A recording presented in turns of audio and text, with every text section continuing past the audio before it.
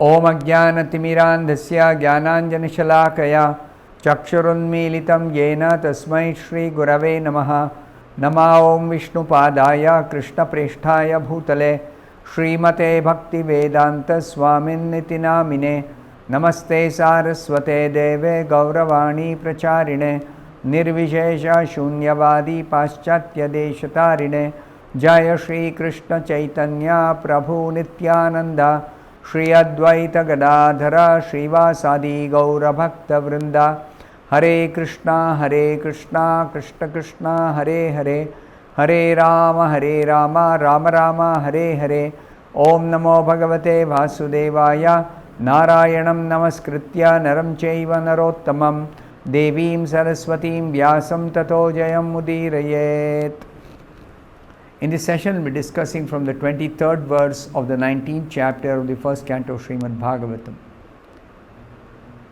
Samagata sarvata eva sarve veda yatha murti dharastri prushthe nehat namutra na kaschanartha rite paranugraham atmashilam. The meaning of this verse is as follows. The king said, Parikshit Maharaj is responding to the sages, O great sages, you have all very kindly assembled here, having come from all parts of the universe. You are all as good as supreme knowledge personified, who resides in the planet above the three worlds.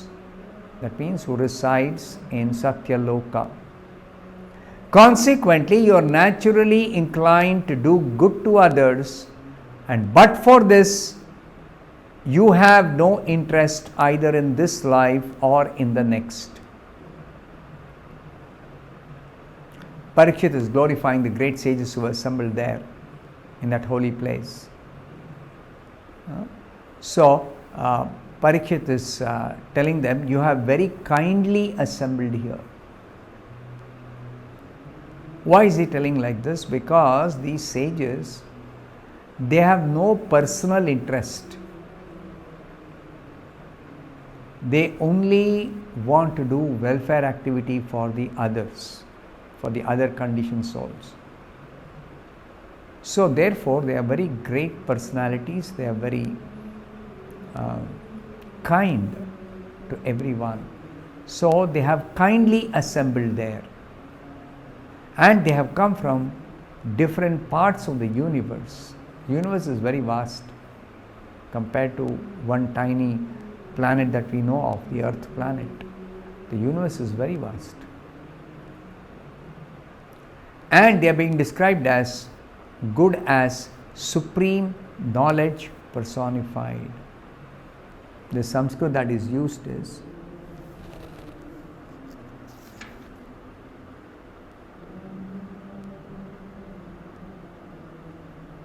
Veda yatha murti dharaha.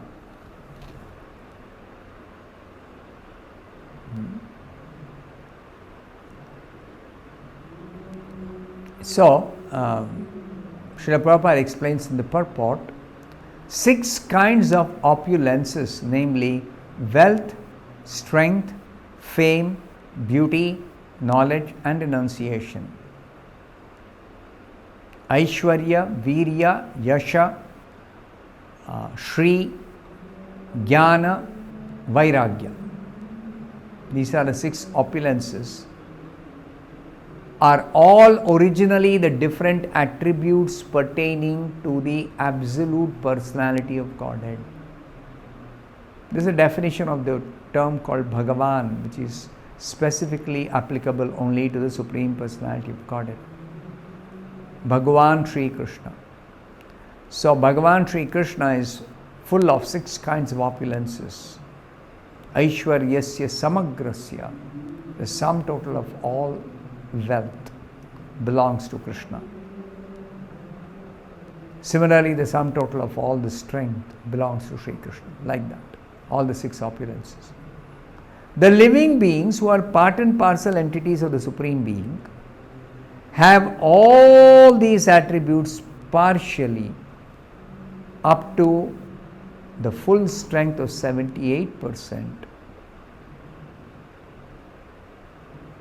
Partially means the Lord has unlimited quantity of these 6 opulences, and the living entities have very, very, very, very, very little of these opulences. Living entities have a limited quantity of each of these opulences. Lord has unlimited quantity of these opulences. So this difference eternally exists under all conditions. Whether the living being is conditioned soul or is a liberated soul, living being always is a part and parcel of the Supreme Lord and is always very tiny, has got limited opulence. So what is the 78% that Prabhupada is talking about?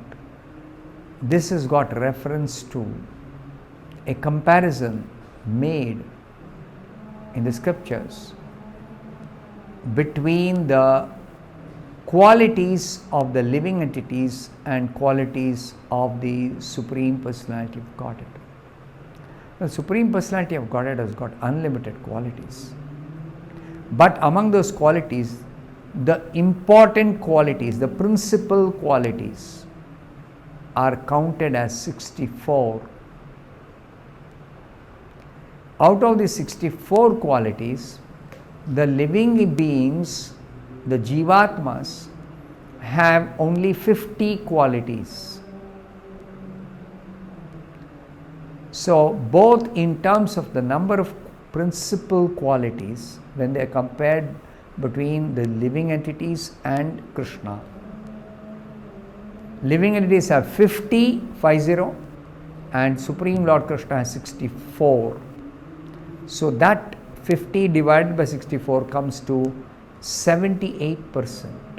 If you work out that arithmetic, it will come to 78%. That's what is being talked about by Prabhupada. The living entities or living beings have up to full strength of 78%. In the material world, these attributes, up to 78% of the Lord's attributes, are covered by the material energy. They are never exhibited as completely spiritual, but they are covered by the material energy. Now an example is given, just like the sun is covered by a cloud. Sometimes it happens that the sun will be shining in the sky, but when the sun becomes covered by a cloud, the sun cannot get covered by a cloud, it appears like that to our eyes. What is blocking our view of the sun? Sun is very huge. But what is blocking the view of our sight? When we try to see the sky where sun is present, we cannot see if there is a cloud because the cloud is blocking our vision. Cloud cannot block the sun. So here it is said, the covered strength of the sun is very dim compared to the original glare. Sun is very, very, very powerful. So the sunshine that is emanating from the sun planet, the sunshine, its original glare is very, very bright. But when covered by a cloud, you can dimly see some light in the sky. Similarly, the original color of the living beings with such attributes becomes almost extinct. So, the living entities have got their original spiritual form, have got their original um, effulgence, but that is covered by the material energy,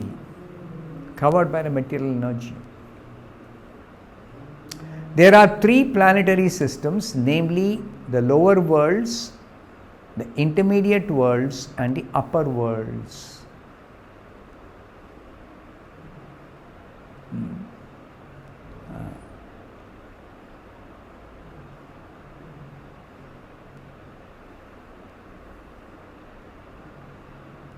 The human beings on earth are situated at the beginning of the intermediate worlds.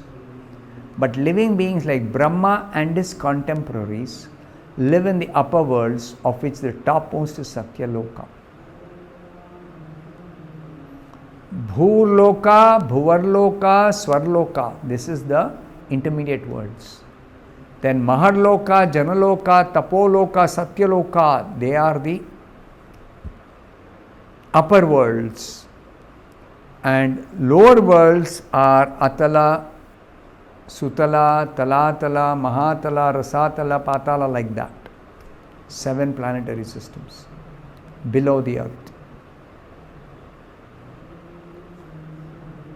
In Satyaloka, that is Brahma's own planet where Brahma resides, Satyaloka, the inhabitants are fully cognizant of Vedic wisdom. And thus the mystic cloud of material energy is cleared. When one becomes enlightened in the Vedic wisdom, then this material energy cannot cover one's intelligence or one's mind. Not possible. So they are called liberated souls. Therefore, they are known as the Vedas personified, because they are fully cognizant of the Vedic wisdom. They know the Vedas, the conclusion of the Vedas. Such persons, being fully aware of knowledge, both mundane and transcendental, have no interest in either the mundane or transcendental worlds.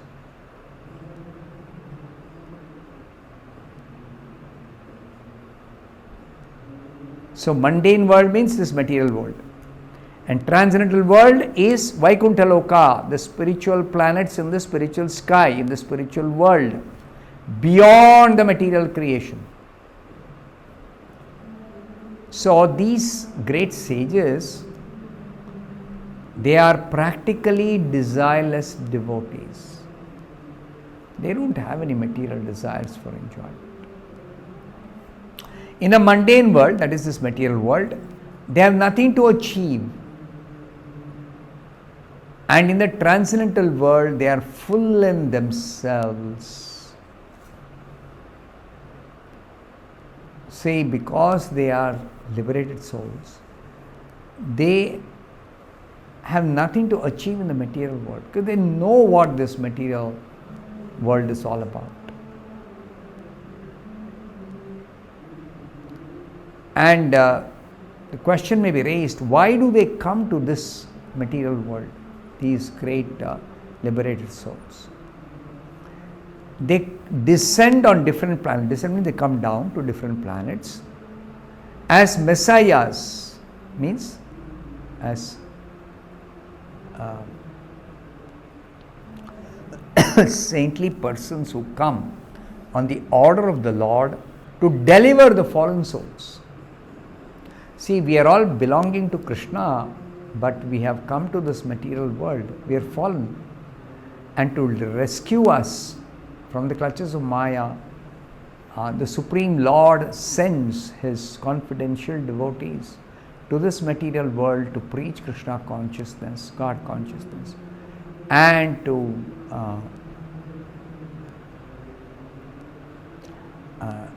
take back those souls who are agreeable